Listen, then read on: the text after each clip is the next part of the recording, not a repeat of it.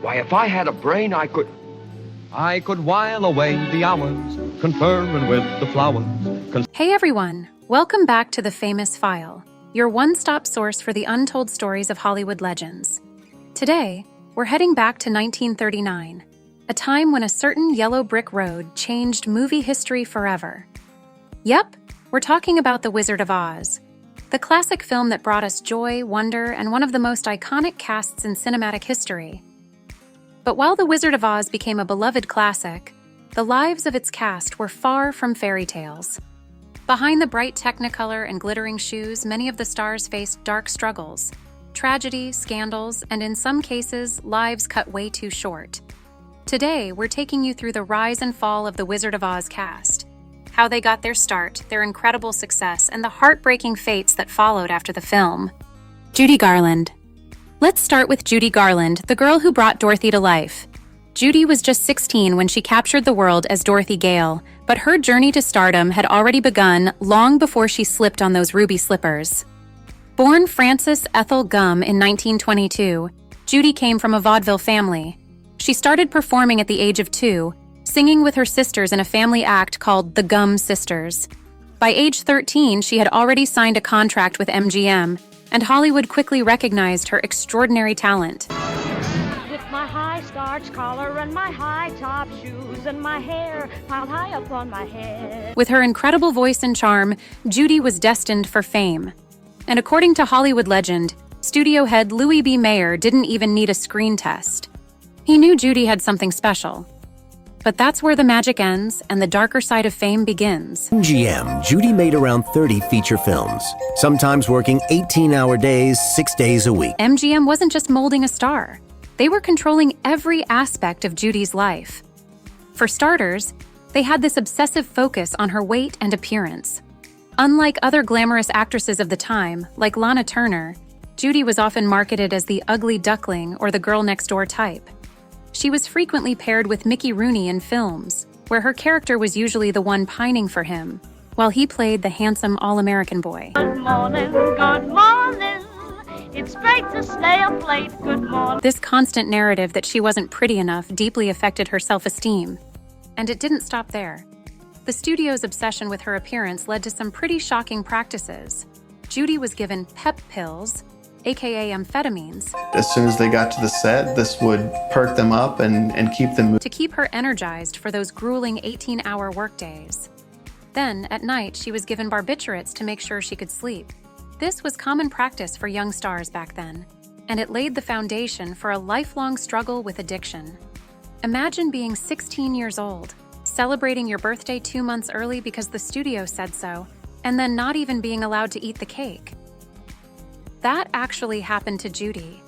She wasn't allowed to eat much of anything on set, even though she'd sit there, visibly hungry, while pretending to share milkshakes with her co-star. It's heartbreaking. And it gets worse. Judy later spoke about how lonely and chaotic her life was as a teenager. She was constantly surrounded by people but was always isolated, trapped in the world of Hollywood.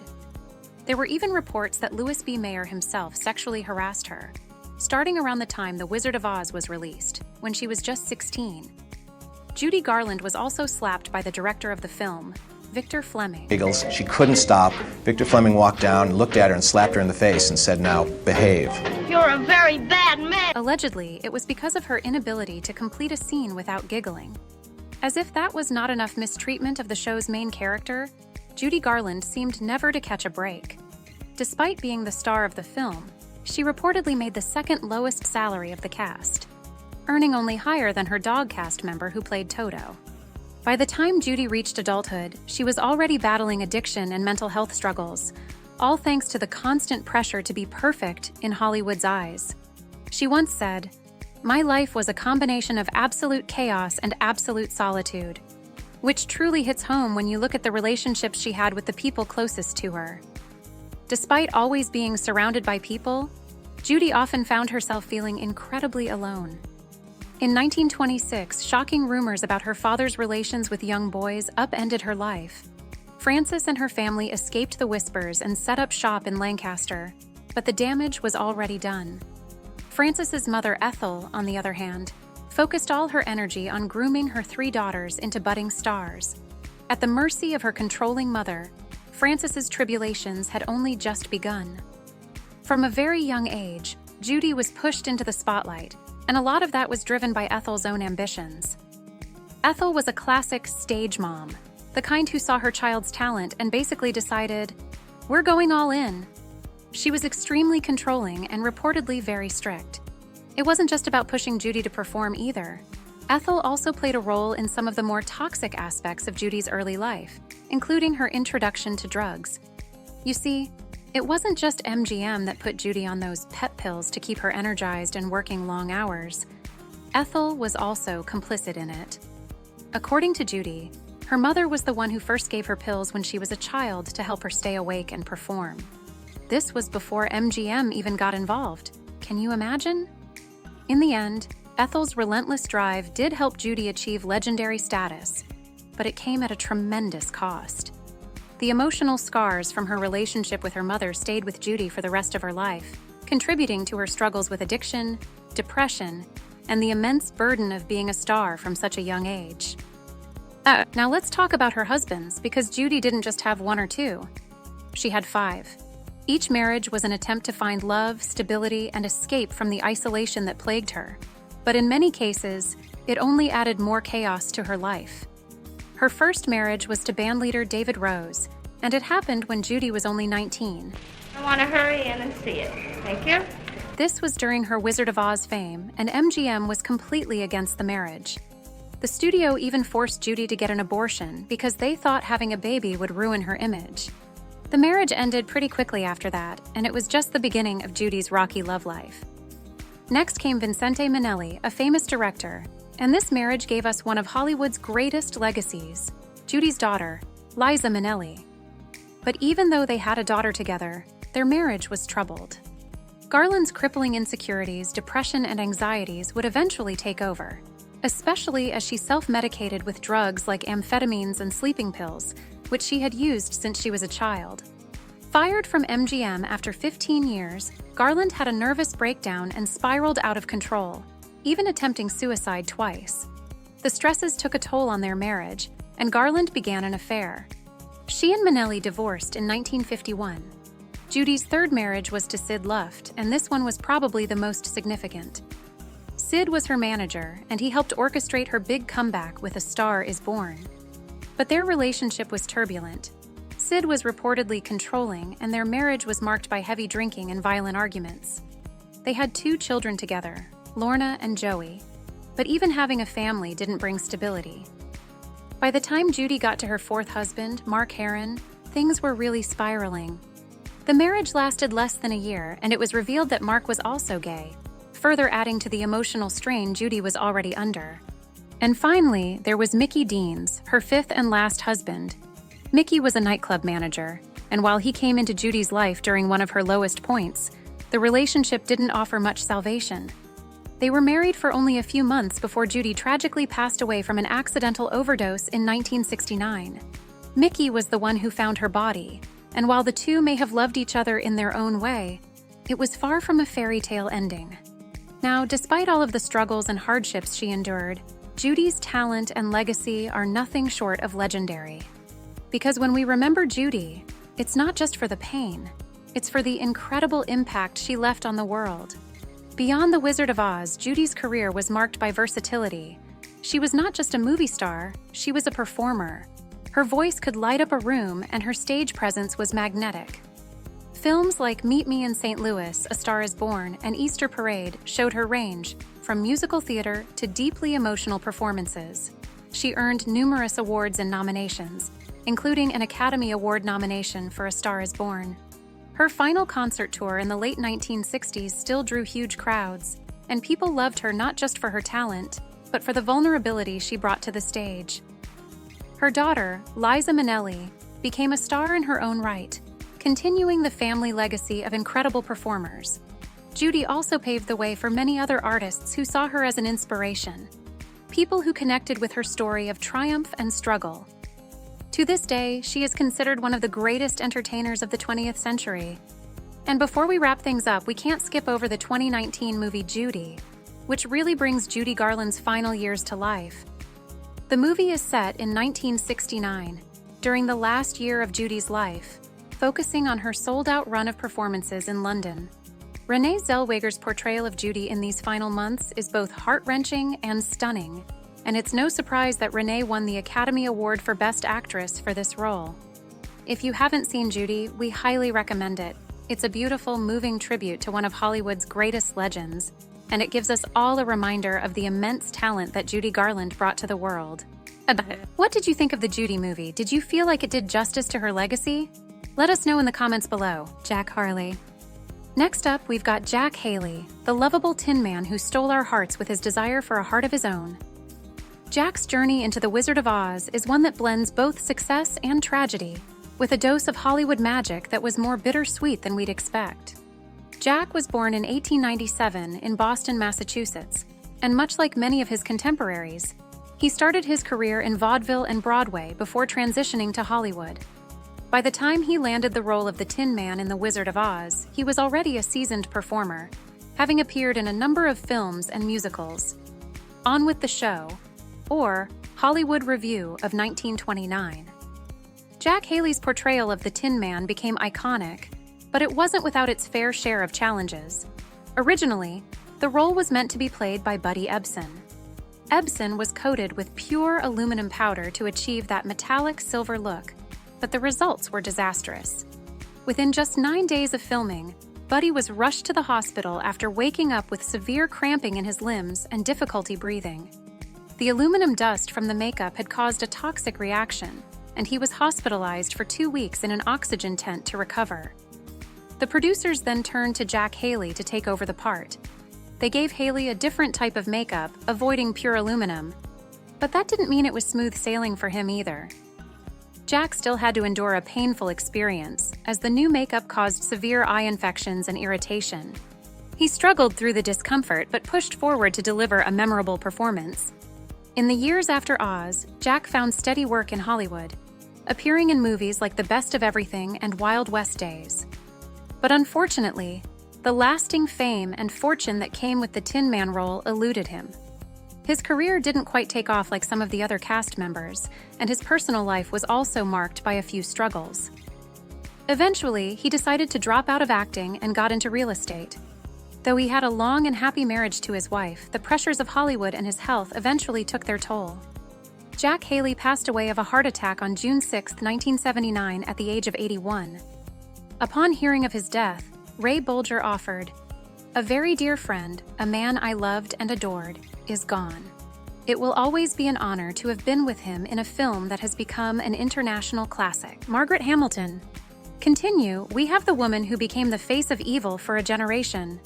The one and only Margaret Hamilton, who brought the Wicked Witch of the West to life in The Wizard of Oz. Now, Hamilton's portrayal of the green-skinned, broom-riding villain is still chilling, even to this day. But what you might not know is that Hamilton's path to fame, and the legacy of the witch, wasn't as dark as her on-screen persona. Born in 1902 in Cleveland, Ohio, Margaret was a quiet, intellectual type who studied at Western Reserve University. She initially had no intention of entering Hollywood, but after working as a teacher and a playwright, she was encouraged to pursue acting.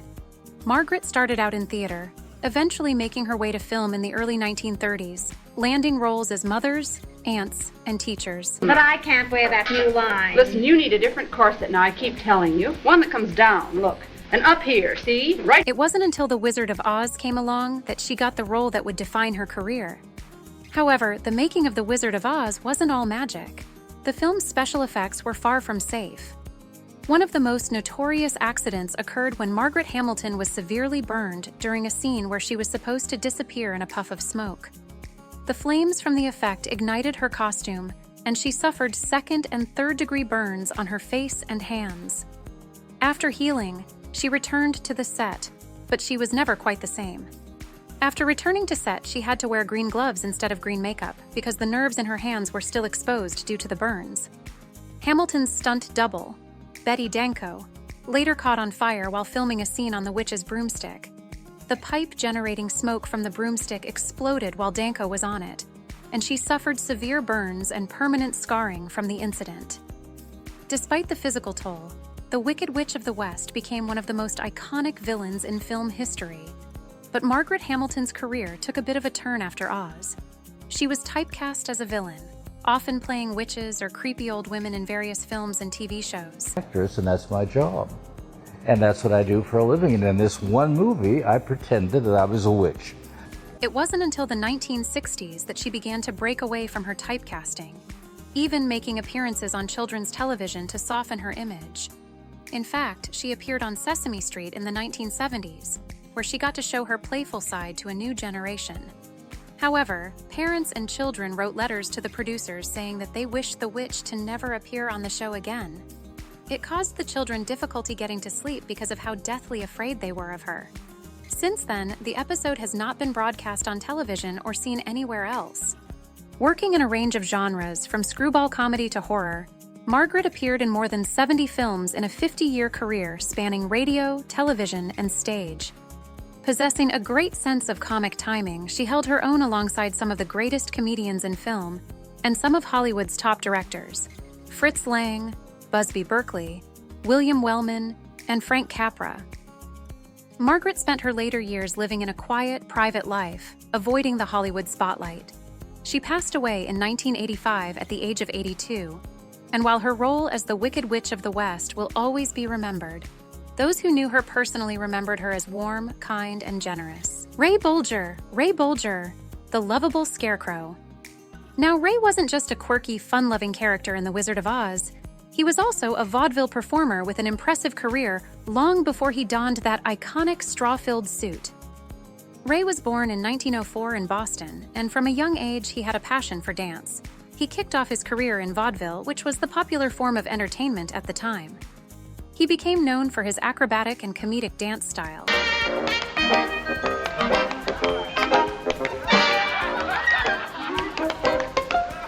which eventually led him to Broadway, where he gained quite a bit of recognition. With his dance partner, billed as Sanford and Bolger, he appeared in a traveling vaudeville tab show, and by 1926, he was playing the Palace Theater in New York City, the top vaudeville venue in the country, in Gus Edwards' company. But it was The Wizard of Oz in 1939 that would make him a household name. Originally, Ray was cast to play the Tin Man, but after a last-minute change, he took on the role of the Scarecrow instead. And what a perfect fit it was. Ray's expressive face and graceful, yet clumsy physical comedy made him the perfect choice for the lovable, brainless Scarecrow. His dance number, If I Only Had a Brain, became one of the most memorable scenes in the entire movie. Now, while Ray's portrayal of the Scarecrow was a triumph, the making of the film wasn't all fun and games. The cast faced long hours and grueling conditions, and Ray, who had been in showbiz for years, was no stranger to the pressures of Hollywood. But despite these challenges, he remained a professional through it all. After The Wizard of Oz, Ray continued to build on his success, transitioning from film to television, where he starred in a variety of shows.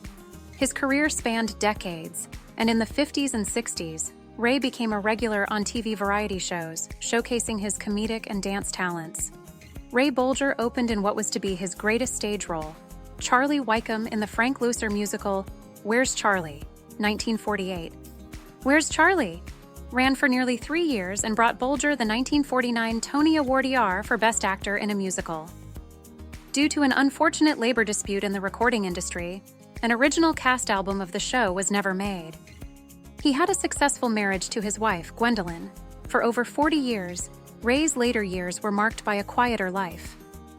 Bolger died of bladder cancer in Los Angeles, 5 days after his 83rd birthday. At the time, he was the last surviving main cast member of The Wizard of Oz. Among the many awards he had accumulated over the years were 2 Donaldson Awards, his 1949 Tony R., and election in 1980 to the Theater Hall of Fame. Billy Burke. Next up, we have the one and only Billy Burke, who brought us the most iconic, sparkling character of all, Glinda the Good Witch. With her signature bubble, flowing gown, and sweet demeanor, Billy made Glinda the embodiment of kindness and magic. Born on August 7, 1884, as Mary William Ethelbert Appleton Burke, Billy was the daughter of William Burke, a famous clown who performed internationally with the Barnum and Bailey Circus, and her mother, Blanche.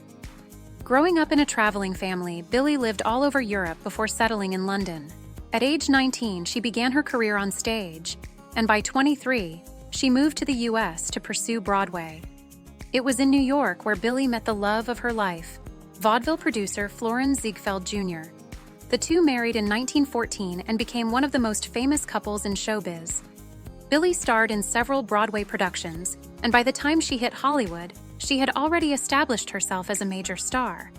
She appeared in 15 films, earning enough money to even consider retiring early.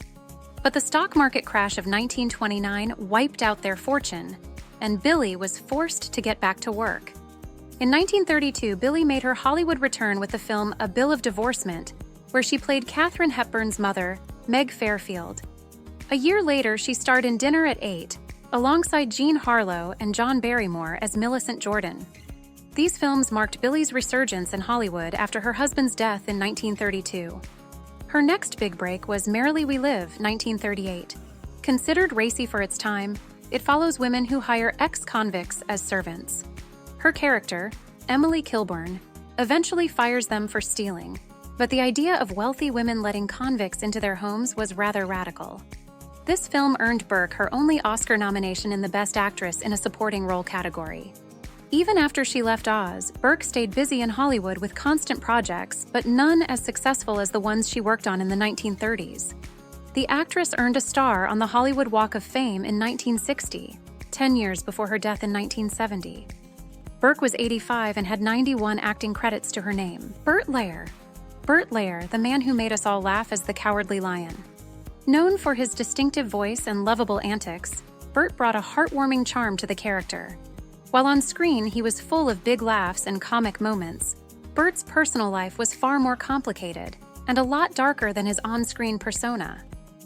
You see, the old adage, "comedians suffer for their art," rings true for Burt, who struggled with mental health issues for much of his life. Burt Lahr was born in 1902 in New York City and started performing in vaudeville at a young age. He built his career in burlesque, vaudeville, and Broadway, becoming known for his unique comedic style and exaggerated sounds. While Burt's performance as the Cowardly Lion is beloved by millions, it didn't open the doors to Hollywood stardom like many would have hoped. He was actually let go by his studio shortly after Oz, and his career in film didn't take off as he expected. But despite that, Burt continued to thrive on the stage and even found new artistic success when he starred in Samuel Beckett's Waiting for Godot on Broadway. It was a controversial role, but it gave him the chance to play something far more complex than the buffoonish characters he was used to. For Burt, this was a huge shift in his career. However, Burt's personal struggles were always lurking in the background. He fought depression his entire life, something that was largely ignored or swept under the rug at the time. His son, John Lahr, later wrote a haunting biography titled Notes on a Cowardly Lion, which delves into his father's tortured inner world. Despite his brilliance on stage, Burt was deeply unhappy off it, struggling with his own emotional demons. He never sought the therapy that could have helped him, as it was seen as a career-ending stigma in those days.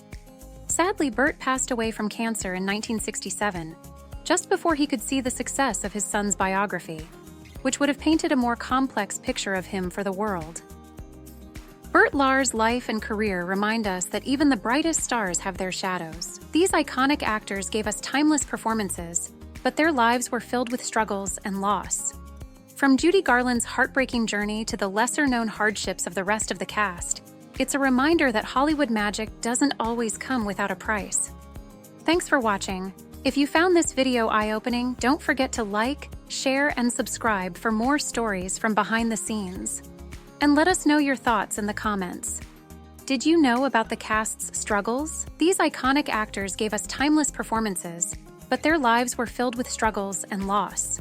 From Judy Garland's heartbreaking journey to the lesser-known hardships of the rest of the cast, it's a reminder that Hollywood magic doesn't always come without a price. Thanks for watching. If you found this video eye-opening, don't forget to like, share, and subscribe for more stories from behind the scenes. And let us know your thoughts in the comments. Did you know about the cast's struggles?